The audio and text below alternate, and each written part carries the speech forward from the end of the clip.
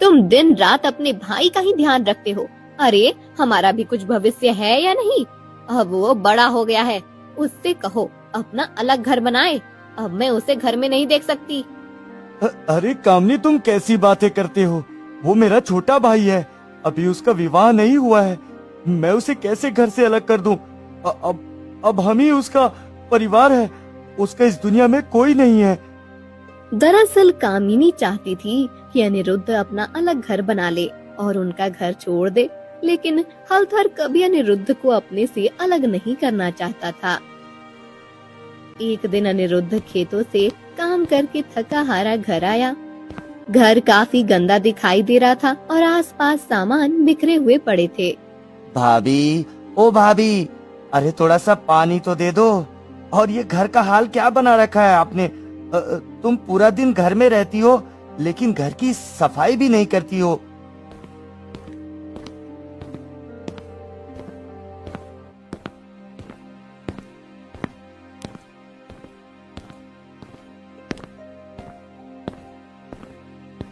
सुनो देवर जी, 2 समय का भोजन बनाकर दे देती हूँ, उतना काफी है। मैं भी देखती हूँ तुम कौन सी रानी फूलमती ब्याह कर लाते हो जो तुम्हारा घर सवार कर रखेगी। अनिरुद्ध ने अभी पानी पीना शुरू किया था, लेकिन उसने बिना पानी पिए ही गिलास वहाँ पर रख दिया। उसे अपने भाभी की बात बहुत बुरी लगी। वह चुपचाप खड़ा हो गया। ठीक है भाभी, अगर तुमने कह ही दिया तो अब मैं जा रहा हूँ और रानी फूलमती को ब्याह कर ही लाऊंगा। देख लेना, अब वही मेरा घर संवारेगी। भाभी को रानी फूलमती से विवाह करने की बात कहकर अनिरुद्ध घर छोड़कर चला गया।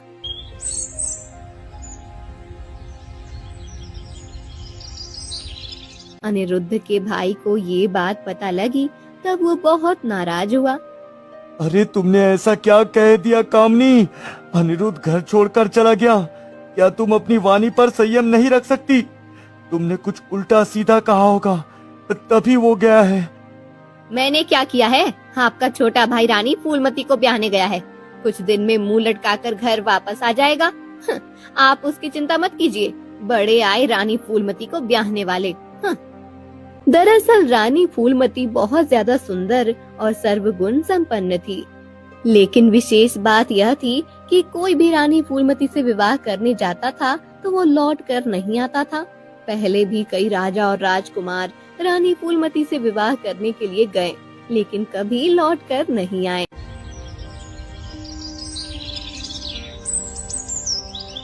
हाँ, भाभी से शर्त लगा ली है कि अब रानी फूलमती को ही अपनी दुल्हन बनाऊंगा। लेकिन मुझे तो पता ही नहीं कि रानी फूलमती कहाँ रहती है।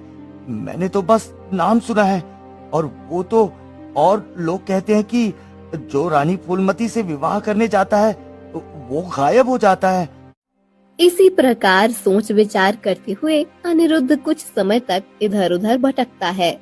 तभी वह देखता है कि एक बाज आसमान में उड़ रहा है। उसने चिड़ियों को अपने मुंह में दबा रखा है। मेरी मदद करो, मेरी मदद करो, मुझे बचाओ, कोई मेरी मदद करो। तभी अनिरुद्ध ऊपर आसमान में देखता है कि बाज चिड़िया को अपने मुंह में दबाकर घूम रहा है। वह जमीन पर पड़ा हुआ एक डंडा उठाता है और बाज की ओर चला देता है। बाज को चोट लगते ही चिड़िया जमीन पर गिर जाती है। आज तुमने मेरी जान बचाई है, नहीं तो ये दुष्ट बाज मेरा भोजन कर लेता। मेरे छोटे छोटे बच्चे अनाथ हो जाते। तुम्हारा बहुत बहुत धन्यवाद। जब तुम्हें कभी मेरी मदद की आवश्यकता हो तब तुम मुझे आवाज लगा देना, मैं तुम्हारे पास आ जाऊंगी। अरे चिड़िया रानी, अब तुम खुशी खुशी अपने बच्चों के पास जाओ और उनकी देखभाल करो। अगर मदद की आवश्यकता हुई तो मैं तुम्हें अवश्य याद करूंगा। हाँ। अनिरुद्ध आगे बढ़ता है, तभी उसकी नजर एक साधु पर पड़ती है। साधु अपनी आंखें बंद करके ध्यान लगाए हुए होते हैं, लेकिन तभी अनिरुद्ध देखता है कि एक लोमड़ी चुपचाप साधु की ओर बढ़ रही है। अनिरुद्ध ने लोमड़ी का ध्यान अपनी ओर आकर्षित करने के लिए एक पत्थर उठाकर उसके ऊपर चलाया। लोमड़ी ने गुस्से से अनिरुद्ध की ओर देखा और उसकी ओर हमला करने के लिए दौड़ पड़ी, लेकिन तभी साधु की आंखें खुल गई और उन्होंने अपनी शक्ति से लोमड़ी को घायल कर दिया। लोमड़ी वहाँ से भाग गई। ये जंगल बहुत मायावी और खूंखार जानवरों से भरा पड़ा हुआ है। तुम्हें इस प्रकार जंगल में अकेले नहीं घूमना चाहिए पुत्र। तुमने मेरी जान बचाने के लिए अपनी जान को दांव पर लगा दिया। क्षमा कीजिए साधु महात्मा, जब मैंने देखा कि वो लोमड़ी आपकी ओर आगे बढ़ रही है तो मैं स्वयं को रोक नहीं सका और उसका ध्यान अपनी ओर आकर्षित करने लगा साधु महाराज। बेटा तुम बहुत बहादुर हो, लेकिन क्या बात है, तुम्हारे चेहरे पर चिंता की लकीरें दिखाई दे रही है। यदि कोई समस्या है तो मुझसे कहो, मैं तुम्हारी समस्या का हल अभी निकाल देता हूँ। साधु महात्मा, मेरे घर से निकलने का उद्देश्य है रानी फूलमती के प्रश्नों का उत्तर देना और उनसे विवाह करना। मैं जानता हूँ कि बहुत से राजा और राजकुमार रानी के प्रश्नों के उत्तर ना दे सके, इस कारण वो कैद में हैं। बेटा तुमने जो बहादुरी दिखाई है, मुझे तुम पर विश्वास है कि तुम रानी फूलमती के सभी प्रश्नों के उत्तर देने में सक्षम हो। मैं तुम्हें वो उपाय बताता हूँ जिससे तुम उनसे आसानी से मिल सकते हो।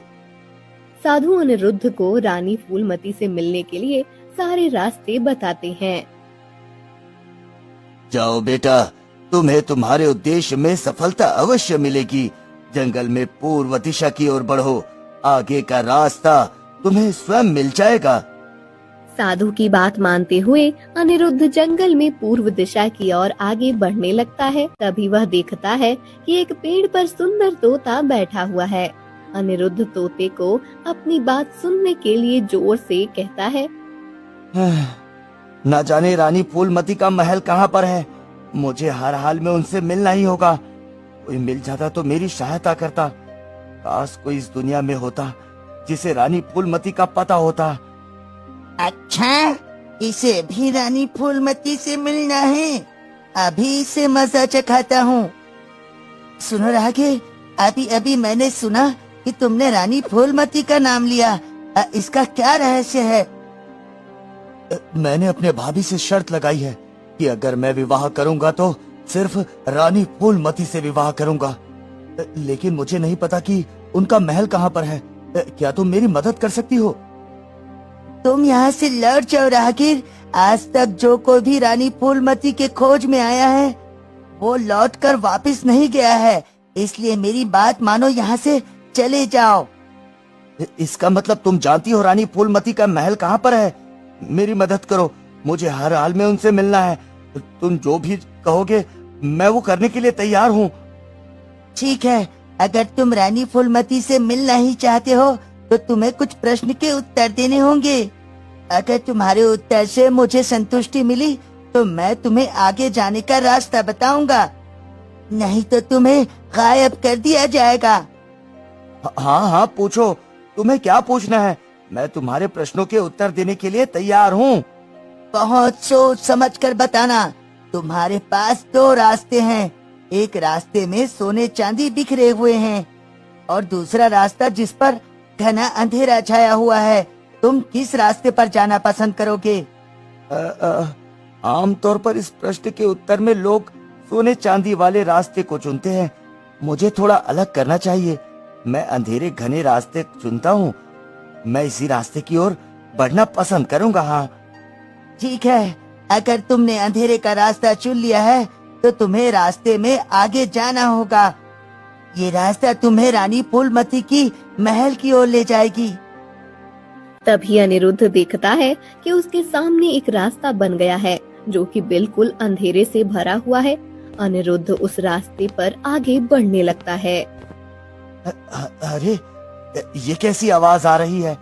शायद कोई मुझे मदद के लिए पुकार रहा है। लगता है यहाँ पर और भी मनुष्य है। मुझे उनकी आवाज को सुनकर आगे बढ़ना चाहिए। हाँ। अनिरुद्ध उसी दिशा में आगे बढ़ता है जिस और लोग मदद के लिए पुकार रहे होते हैं। थोड़ी देर में वह एक जेल के सामने पहुंच जाता है। हमारी मदद करो, हमारी मदद करो। ये रानी फूलमती जेल में है। उनसे हम सबको यहाँ पर कैद करवा दिया। हमारी मदद करो। अरे आप सब तो कहीं के राजा और राजकुमार लगते हैं। रानी ने आपको क्यों कैद करवाया? कृपया कर मुझे बताइए, आखिर रानी फूलमती क्या चाहती है? तभी दो सैनिक आते हैं और अनिरुद्ध को पकड़कर ले जाते हैं।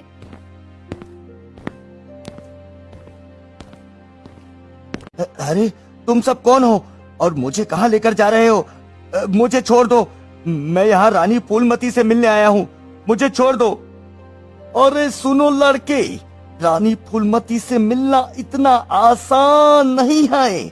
अगर तुम्हें उनसे मिलना है तो तुम्हें इस शर्त को पूरा करना होगा। हाँ, सैनिक अनिरुद्ध को एक खुले मैदान में लेकर जाते हैं, जहाँ पर अनिरुद्ध देखता है कि चिड़ियों के बहुत से दाने बिखरे पड़े हैं।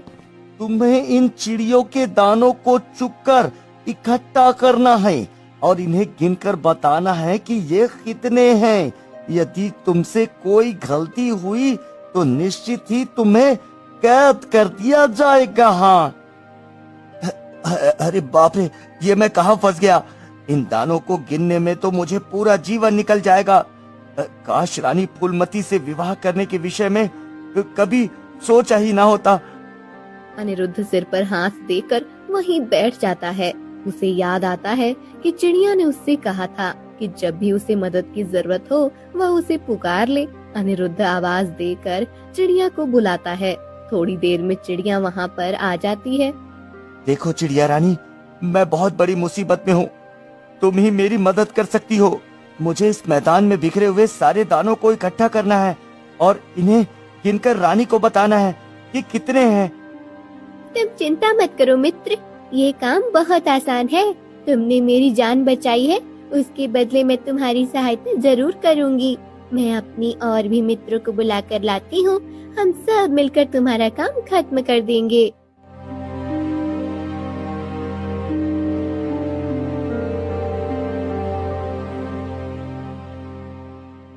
थोड़ी ही देर में चिड़िया जंगल से अपने दूसरे चिड़िया दोस्तों को लेकर आती है और सभी मिलकर दाने इकट्ठा कर देते हैं। साथ ही उनकी संख्या भी अनिरुद्ध को बता देते हैं। देखो, हमने सारे दाने इकट्ठा कर दिए हैं। अब तुम रानी के पास जा सकते हो। तुम्हारा कार्य पूरा हो चुका है, तुम्हें चिंता करने की आवश्यकता नहीं है। लेकिन जब रानी मुझे इन दानों की संख्या पूछेगी तब मैं उन्हें क्या उत्तर दूंगा? तुम तो जानती हो, अगर कार्य असफल रहा तो निश्चित ही मुझे कैद हो जाएगा। अरे, इसका उत्तर मैं तुम्हें बताती हूँ। मेरी बात ध्यान से सुनो। मैं जो कहती हूँ तुम वही जाकर कह देना।